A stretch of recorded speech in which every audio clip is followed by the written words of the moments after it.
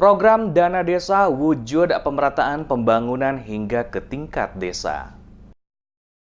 Wakil Ketua 1 DPD RI Nono Sampono secara tegas mengatakan adanya berbagai persoalan hukum yang muncul dalam pengelolaan dana desa yang dilakukan oleh beberapa oknum para perangkat desa bukan menjadikan alasan untuk menghentikan program tersebut. Menurut Sampono, program dana desa saat pertama kali akan diluncurkan, dirinya mewakili DPD RI telah meminta untuk menyampaikan pandangannya terkait program tersebut. Dikatakannya, persoalan akan muncul, namun hal itu bisa dipahami untuk dilakukan pembenahan secara bertahap. Program Dana Desa, kata Sampono, adalah program yang cukup baik sebagai wujud untuk mengembangkan pembangunan dari desa. Oleh karena itu, jika ada terjadi beberapa persoalan dalam pengelolaan dana desa oleh perangkat desa menyangkut persoalan hukum, maka diperlukan adanya pengawasan bersama serta pendampingannya yang disiapkan oleh pemerintah. Sehingga nantinya ke depan persoalan-persoalan menyangkut pengelolaan dana desa oleh perangkat di tingkat desa bisa diminimalisir semaksimal mungkin. Dirinya selaku Wakil Ketua 1 DPD RI berharap program dana desa tidak langsung dihentikan hanya karena ada beberapa persoalan yang timbul, namun terus dijalankan oleh pemerintah guna membangun dan mengembangkan desa-desa di seluruh Indonesia sehingga apa yang dicita-citakan bersama untuk mewujudkan kemakmuran bagi seluruh rakyat Indonesia dapat tercapai.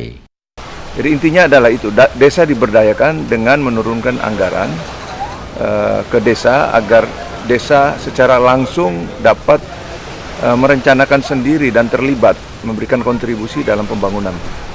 Saya kira itu intinya. Jadi kita jangan menuding, tinggal nanti bagaimana pengawasan yang baik. Toh yang korupsi bukan hanya lurah, di tingkat atas juga ada, penyelenggara negara di tingkat pusat juga ada.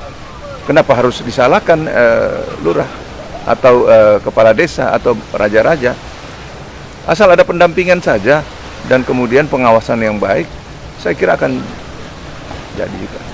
Seperti diketahui, mulai Januari 2018, pemerintah menetapkan pola baru dalam pemanfaatan dana desa se-Indonesia. Alokasi dana desa bakal difokuskan ke sektor padat karya. Demikian keputusan yang diambil oleh Presiden Joko Widodo dalam rapat terbatas di kantor Presiden di Jakarta pada Jumat 31 November 2017.